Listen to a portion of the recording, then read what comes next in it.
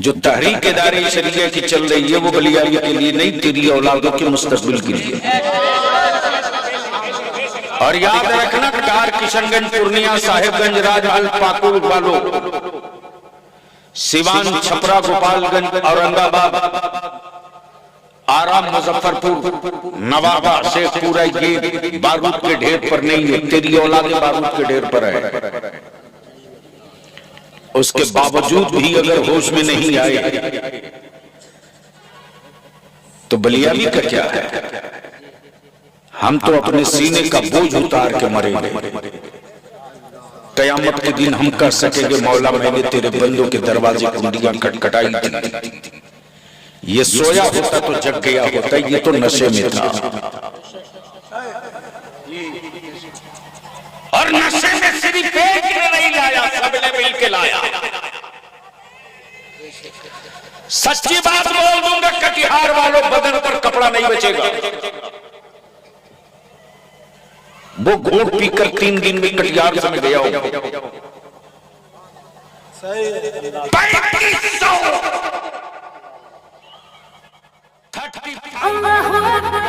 प्रतिनिधि है, समिति, मुखिया, जिला परिषद मिलाकर और एमएलसी जीतने के लिए अकेले मुसलमान का वोट काफी था।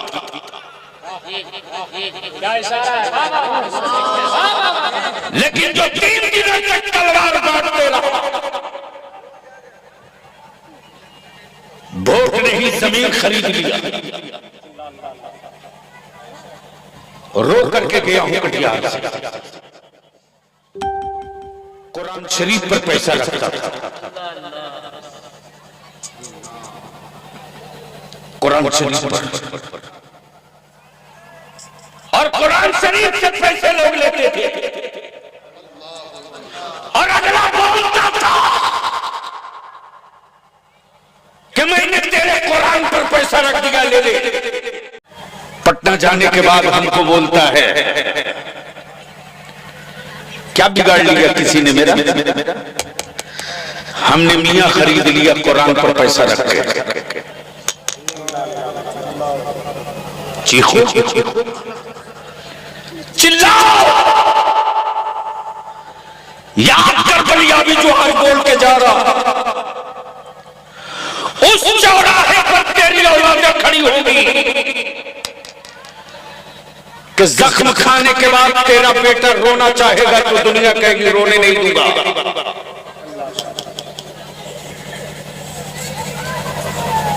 हड्डियां तोड़ी जाएंगी, टूटते रहेंगी हड्डियां, लेकिन आंखों से आंसू नहीं निकलने दिया जाएगा। याद पागल, क्या ये मेरे उलमा और काम नहीं कर सकते? अरे जो मदरसे की चटाई पर रह करके मोटा चावल पतली दाल खाकर 30 पारा कुरान हिफ्ज कर सकता है ना, वो दुनिया का जो पहाड़ किसी ने न तोड़ा हो वो आलिम तोड़ के दिखा सकता है।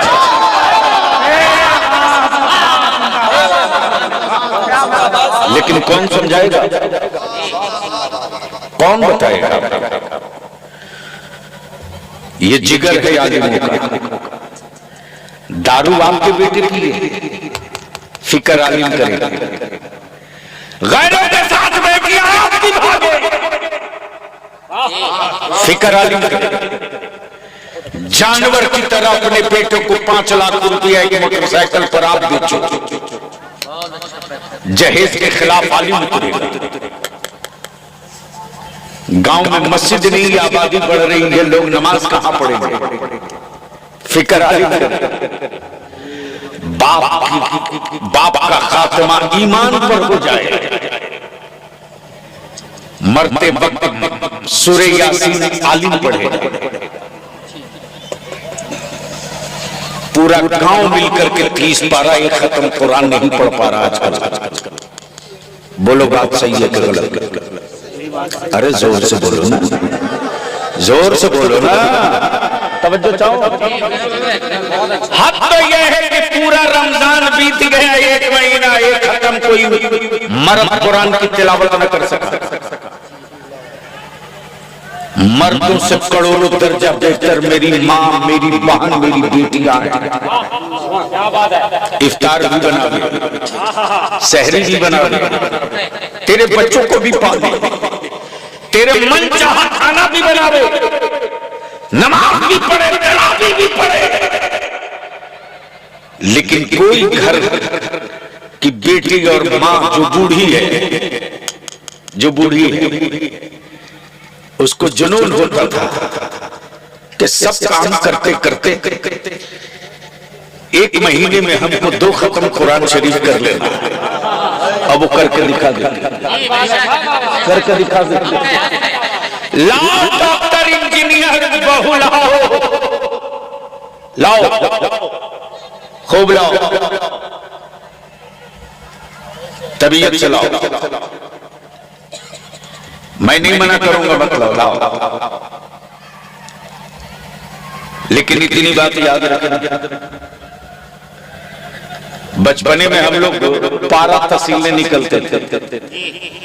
गांव में जब किसी का तीजा फातिहा 40वां होता था तो हम लोग पारा तहसीलें निकलते थे। पता नहीं आपके इलाके में रिवाज है कि बंद हो गया?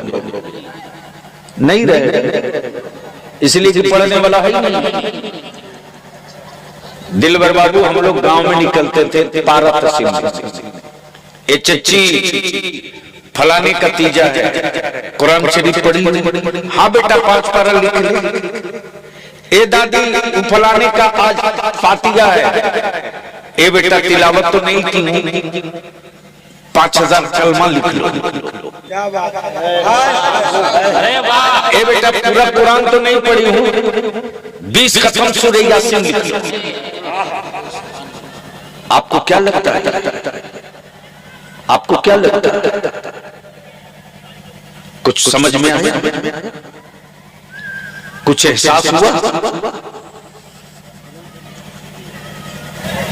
वो माँ, वो दादी, वो खाला, वो नानी स्कूल नहीं गई, कॉलेज नहीं गई, मदरसा नहीं गई, घर की तालीम रही, मकतब की तालीम रही, कुरान पढ़ी थी तब न दी बेटा 5 पारा ले लो, 10 खत्म सूरह यासीन ले लो, 500 कलमा ले लो। और अगर मदरसे के बच्चे न हो तो किसी अमीर बेटे के बाप के इंतकाल के बाद शायद एक खत्म कुरान की तिलावत गांव वालों से मुमकिन नहीं मुमकिन। और बाप के तीजा और 40वां के दिन तो जैसे लगता है वलीमा है साहब, वलीमा क्या दावत चल रही है, जैसे लगता है बेटे का निकाह हुआ है, वलीमा। उस दिन बेटा भी बढ़िया कपड़ा, बढ़िया लिबास पहन के स्टाइल मारता है, ये गेस्ट आ रहे हैं, ये मेहमान आ रहे हैं। लेकिन जिनके कुरान की तिलावतों की बरकतों से बाप की मग़फ़िरत होगी, वो एक तरफ चटाई पर बैठकर कुरान शरीफ पढ़ता है। और यही सेठिया पैसे वाला आए हुए गेस्ट और मेहमानों को दिखाकर कहता मदरसे के बच्चे हैं, कुरान पढ़ रहे हैं। तुम्हें तो तौफीक नहीं हुई कि 3 मरतबा कुल अल्लाह पढ़ लो। बाप तो तेरा था, जमीन तो तुझे दी, कोठी मकान तो तेरे हवाले करके, लेकिन मदरसे के बच्चों के लिए आपने चटाई बिछा दी, चादर बिछा दी, प्रॉपर्टी आप जोतो, जमीन आप जोतो, और कब्र में बाप के राहत का सामान मदरसे के बच्चे करेंगे। अगर एहसास मरा नहीं तो सोच लेना। अब पलट जाओ तो थोड़ी देर बलियाबी ने जिस आयत करीमा की तिलावत की है उस पर 2 चंद मिनट गुफ्तगू कर मूड है सुनने का, तो एक बार धीरे से बोल दीजिए सुभान अल्लाह, एक बार जोर से बोल दीजिए सुभान अल्लाह। अच्छा अगर एक बार तकलीफ ना हो तो दोनों हाथ उठा के बोल दो लब्बैक या रसूल अल्लाह। ओए जोर से बोलो लगा ईमान वाला ताकत लब्बैक या रसूल अल्लाहुम्मा लब्बैक या हबीब अल्लाह। अब ज़हन को यहीं रोको और बस थोड़ी देर की गुफ्तगू सुन लो, चूंकि मैंने पहले ही कह दिया था हज़रत मौलाना से कल मधेपुरा पहुंचना है। आज दिन भर दौड़ा, कल पूरा दिन दौड़ा, पूरी रात दौड़ा। पहली तारीख को मधेपुरा के बीएन मंडल स्टेडियम में तहरीक बेदारी का प्रोग्राम। कोई एक झंडा तो तेरे पास मुसलमान होना चाहिए जिस झंडे के नीचे जमा हो सके। और इस वक्त पूरे मुल्क में अगर कोई एक मजबूत झंडा दिख रहा है संघर्ष का, तो वो झंडा इदारे शरिया का है। अब सुनो, ये इस्लाम है क्या? बोलेंगे तो बोलूंगा जोर से। अरे धक्का ना देना पड़े, भेजा शरीफ में बात उतर जाए तो बोल लिया करो ना। स्टेज वाले अगर बोले तो आप बोल लीजिएगा, ये ना बोले तो इन्ना लीला पढ़ लीजिएगा। इसलिए कि आयत सिर्फ इसलिए थोड़ी उतरी है कि मरने की खबर सुनो तो सिर्फ उसी के लिए पढ़ो। इससे ज्यादा मरने का कोई वक्त ही नहीं हो सकता कि बात मेरे मुस्तफा के दीन की हो, हम चुप रहे। यही तो असल नज़ा का वक्त है। बात गुंबदे खजरा की हो, हम दरूद न पढ़े तो हम जिंदा ना। बात नबी अकरम की हो और सल्लल्लाहु अलैहि वसल्लम हम न कह सके। याद रखना बलियावी की ये 5 जुमले जो पत्थर छेनियों की चोट से डर जाए, वो पत्थर कभी मस्जिद का मेहराब नहीं बन सकता। अगर समझ शरीफ में बात आवे तो बोलिए, सर नहीं हिलाना, जबान खोलनी। जो पत्थर छेनियों की चोट से डर जाए, वो पत्थर कभी मस्जिद का मेहराब नहीं बन सकता। जो औरत विलादत और पैदाइश के दर्द से डर जाए, वो औरत कभी मां नहीं बन सकती। और जो खेत हल से डर जाए, वो कभी फसल नहीं दे सकता। वो कभी फसल नहीं दे सकता। और जो गर्दन खंजर से डर जाए, वो कभी शहादत का मर्तबा नहीं पा सकता। जो गर्दन खंजर से डर जाए, वो कभी शहादत का मर्तबा नहीं पा सकता। और जो प्यास से सरेंडर कर दे, वो कभी करबला का हुसैन नहीं हो सकता। जिंदाबाद जिंदाबाद, नारे तकबीर, जोर से नारा लगाए, जोर से लब्बैक लब्बैक लब्बैक लब्बैक या रसूल अल्लाह।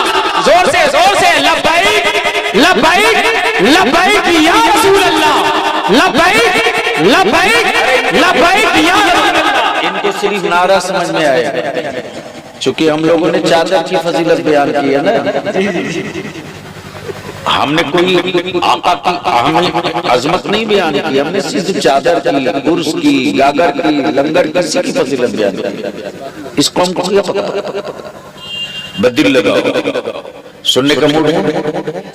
अरे जोर से बोलो। यानी इतना बड़ा मजमा और आवाज इतनी पस।